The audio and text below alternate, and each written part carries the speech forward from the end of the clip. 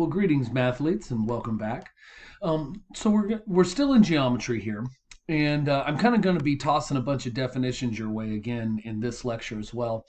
So we're going to be talking about polygons. We'll give that a definition, and then a few different types of polygons and how their classifications work. We'll also be talking about symmetries and congruence. So those are a couple of other things we're going to talk about. Congruence, we're not going to get too far into. Symmetries, again, it's mostly definitions. So we'll be looking at examples and things like this. And mostly what we're going to be doing is exercising the definitions so that we make sure we understand them in all the contexts that they might show up in. So with that being said, let's go ahead and get started. Okay, so first off, we have polygon. Now, I was giving this word a little bit of thought, and I did a little research because I always like to see where words come from. And I think most of us recognize the prefix poly, having nothing to do with parrots. It actually is more of it means many, right? We hear polynomial. Polygamy is when you have many wives or many spouses. It's poly means many. I started getting interesting in the word gon, and I was just kind of curious. Just from context, a polygon is a closed set of connected line segments. And closed, what closed means is that no matter where you start, if you start following the path around, you end up back where you started. So it has to be a complete circuit in one way or another. But it's a bunch of sides stuck together. Polygon. So gon must mean side. Here's where I thought it was kind of interesting. Because it can mean side, and it's a Greek word, if you're it actually has let me try that again. It's the root of the word protagonist. Right? You see that gon in there? This has to do with it being from the good side of things. So a protagonist takes things from the good side. An antagonist takes things from the bad side. And so it has to do with what side you're talking about. Now, if we're talking about sides, there's a shape to things too, and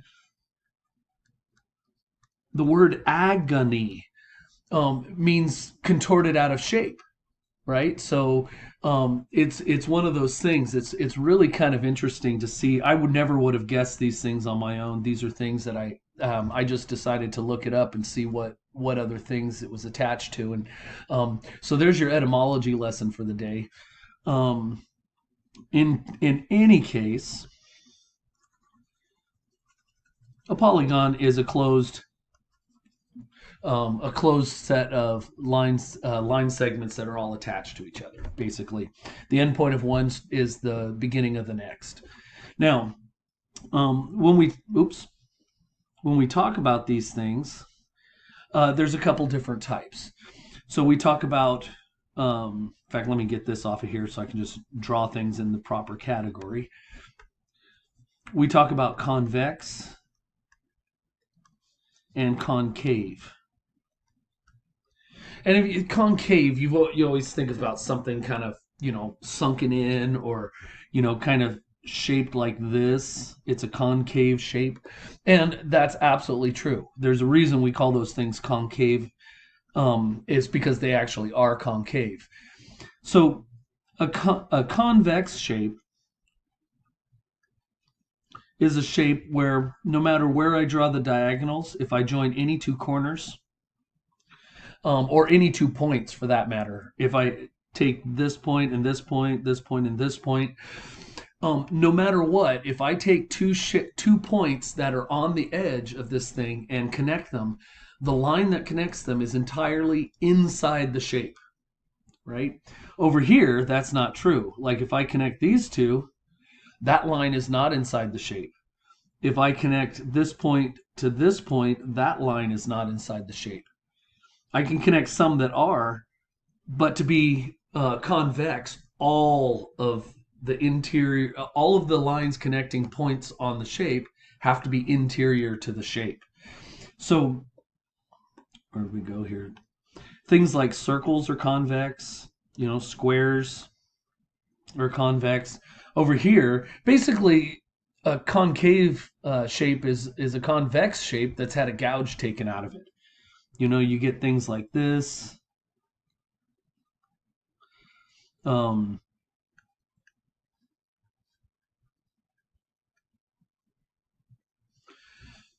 right? So all of these, if I can draw any diagonal that doesn't stay inside the shape between 2 points on the shape, then it's concave. If every single diagonal that I connect is inside the shape, then it is convex. Now we're more interested in, as mathematicians, we're more interested in convex shapes. Mostly because concave shapes can always be cut up into convex shapes, if you're careful enough about how you do it. So, like a shape like this, it's convex or concave, but if I cut it right here, then the bottom piece down here, that's convex, and the top piece is also convex. So you can always cut concave shapes into two smaller convex shapes. Okay, so let's go ahead and clear this out. So it's just making sure we understand the difference between the two here. Oop. There it is. Okay. Now, when it comes to polygons, there's usually certain ones that we focus on more. And those are the ones that are, once again, turns out, one of these days I'm going to figure out that I just need to turn the correct pen on, but I wouldn't hold your breath for that. I don't seem to be a quick learner. Okay. Anyways, polygons can be classified as equilateral. Now, the word lateral means side, literally. When you talk about, like if you're working out or whatever, the muscles on your sides are your lats. That's for lateral dorsi, latissimus dorsi, which means side back, basically. But you think about in football, a lateral pass is to the side. There's a lot of things that use the word lateral. If someone makes a unilateral decision, that it's a one-sided decision. Uni means one, lateral means side. So a unilateral decision is one-sided. Equilateral means equal-sided.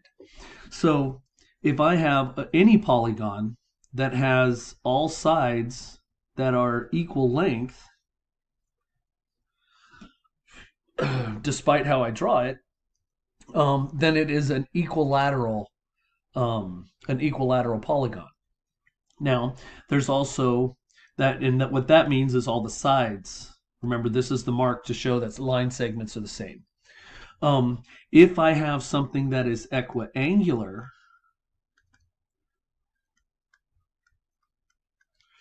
right? Something that is equiangular, you can hear the word angle in there. That means all the angles have the same measure.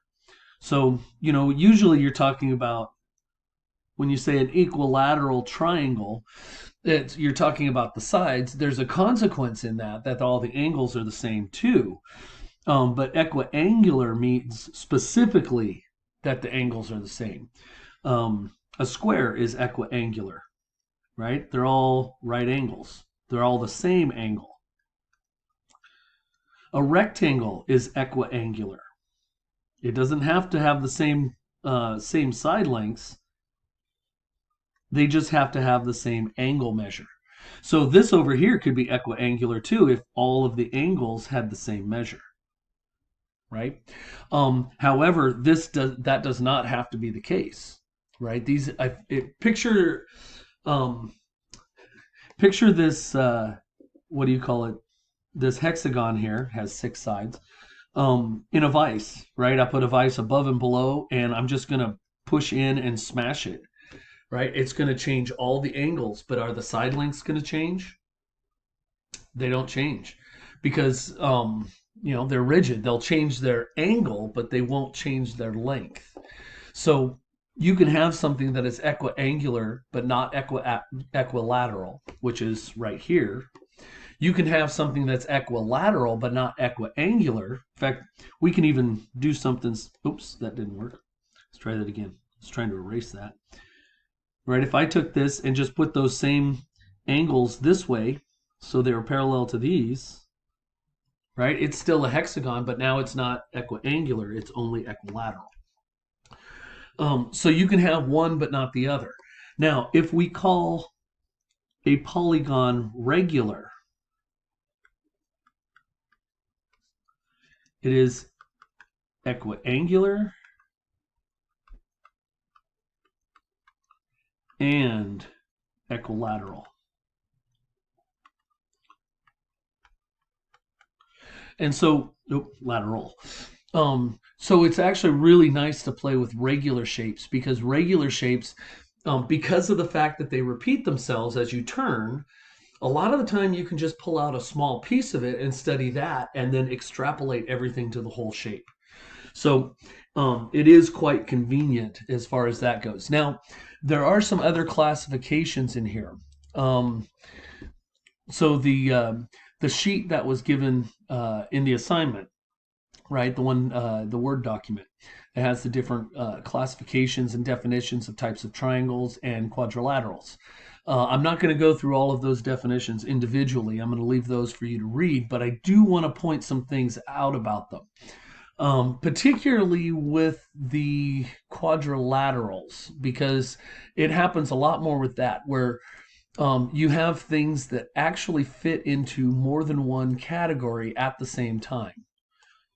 And there's definitely a sense when you start these things, especially when you're first learning this stuff, to think that, something, if it's one thing, it can't be anything else. So here's a for instance. Let's look at a parallelogram. Oops.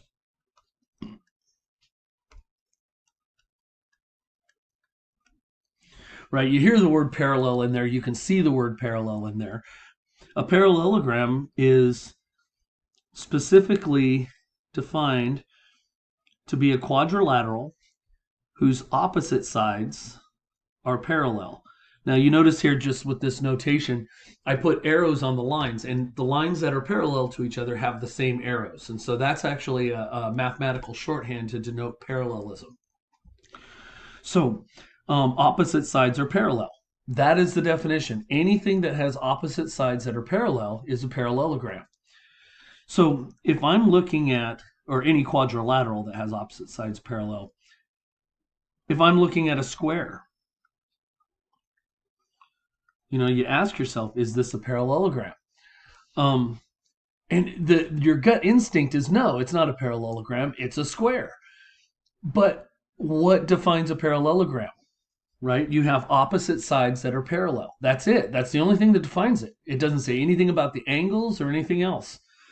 So what we have to ask ourselves when we look at this square and we're asking if it's a parallelogram is, does it have opposite sides that are parallel? And let's see. Well, that's parallel to that, and that is parallel to that. So a square is a parallelogram. It's a special parallelogram that happens to be equilateral and equiangular, but it is still a parallelogram, as is a rectangle, right? A rectangle, if you have all right angles here, opposite sides are still parallel, right? No matter what. Notice also, for that parallelogram says opposite sides are parallel. There's a few different definitions of something like a rectangle, but all of them share one thing in common: right angles. Right. In fact, if you just look at the word again, I know this is starting to look like an etymology class or an English definitions class. Rect is the word for right, like a right angle. Like you rectify something, you make it right. You erect a building, so you make it right. You put it at a right angle. Um, so rect means right. Angle means angle. There's no question about that. So that just means it has a right angle. It's a quadrilateral that has all right angles. So a square happens to be a rectangle also. So a square is a parallelogram and it's a rectangle. So these are the types of things that you're going to have to do is look at the minimum of the definition. What does the definition say is the least qualification to be this shape? And then take some of the other shapes and be able to identify which ones fall into that category. Right? So that is one of the tasks you need to be able to do. So that means you need to know those definitions, you need to understand how they fit together, and all that kind of stuff. So it's it's mostly for vocabulary, just so that when we talk about things, we can infer the correct information. Okay. Oh, that is not the selection tool. I'm doing a real good job identifying what's not. Okay. Um, okay, so the last thing we're going to talk about today is symmetries. Now, what makes a symmetry a symmetry? Okay, so we'll look at an example here, but I'm going to talk you through it first. Imagine you have a shape, right? And you're going to transform this shape somehow. Now, there are certain allowed ways of transforming things, but basically, the two we're going to look at are rotational or reflection, right? Something that can reflect or rotate.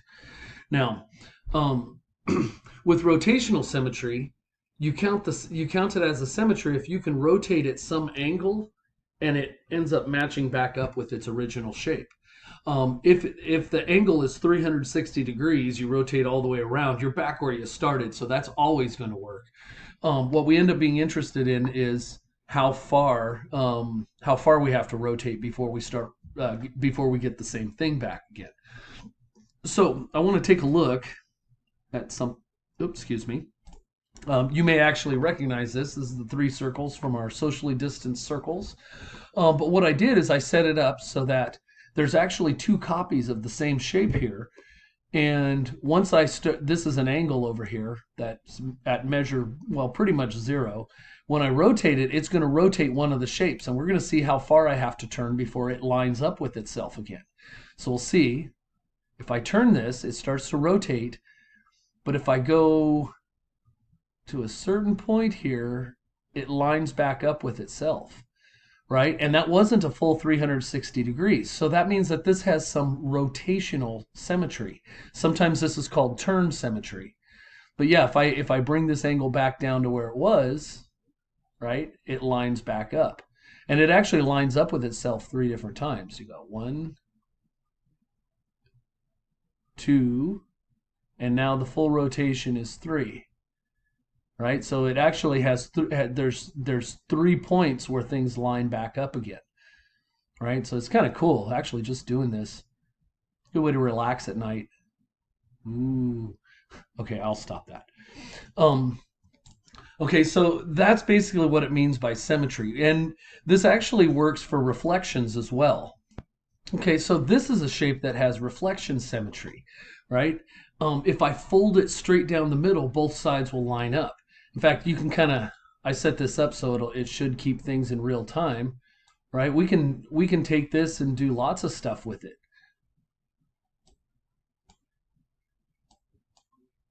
Right? But as long as they match so that when you fold it, you have reflectional symmetry. Now, some things have more than one line of symmetry. Okay, so here's a shape that has a whole bunch of lines of symmetry. So let's see here. Let's see if we can draw them all in. So let's see, I have a line of symmetry here, right? In fact, let's make our symmetry lines bold.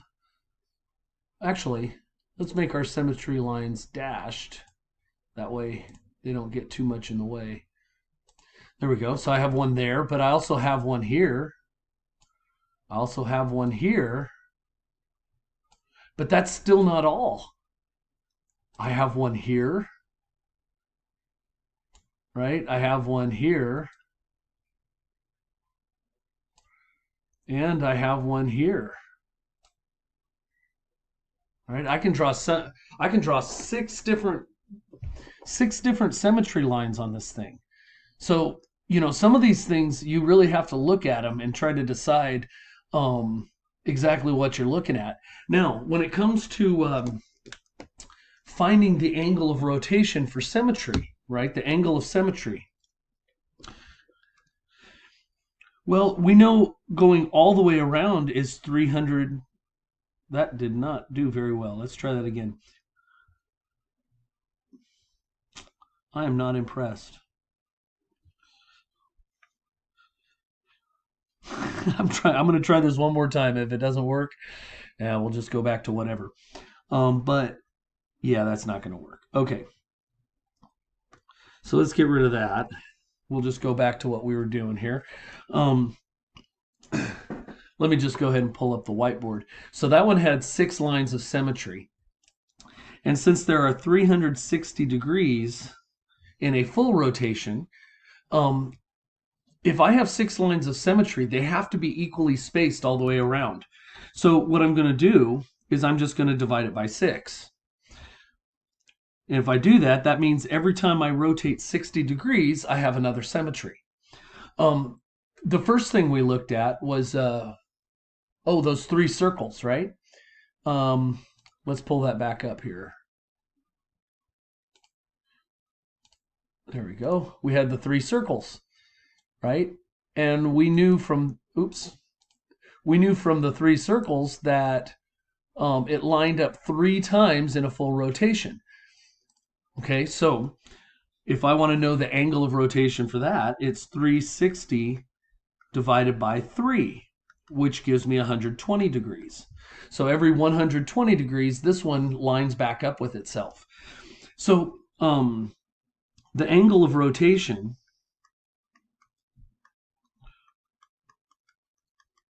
and you've probably already inferred the formula.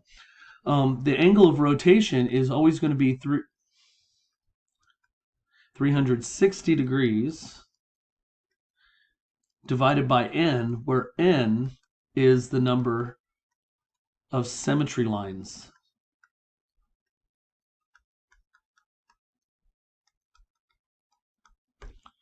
Right?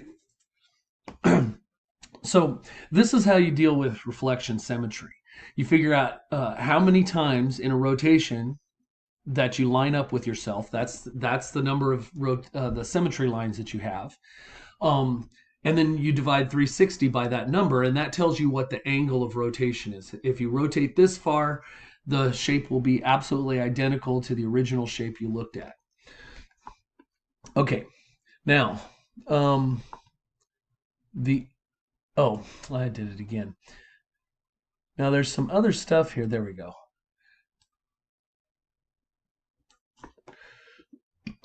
There we are. Now that what we just talked about is rotational symmetry.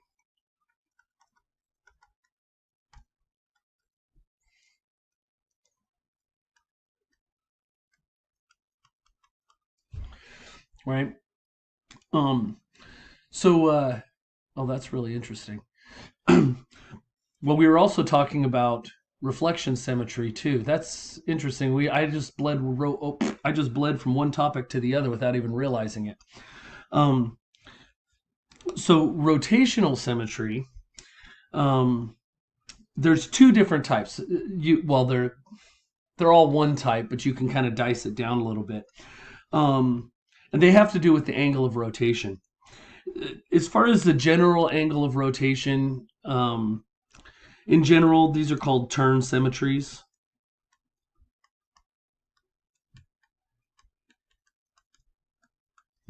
Right? And that's when the angle of rotation is any angle. But if the angle of rotation equals 180 degrees, okay, then this is said to have point symmetry. right? Okay, so let's go back and look at our other two examples here that we just played around with. Um, okay, so with this one, let's just see if I rotate it 180 degrees, that puts it right here. The question is, does it line up with itself? And I think it's pretty clear that it doesn't, right? This is not the original shape I had. If I want the original shape, I have to back up to 120 or move forward to 240, right? 180 does not give us a symmetry. So this does not have point symmetry. Um, now, if we go back to this hexagon, if we go ahead and rotate it, I know I have 60. If every time I rotate it 60 degrees, I'm okay,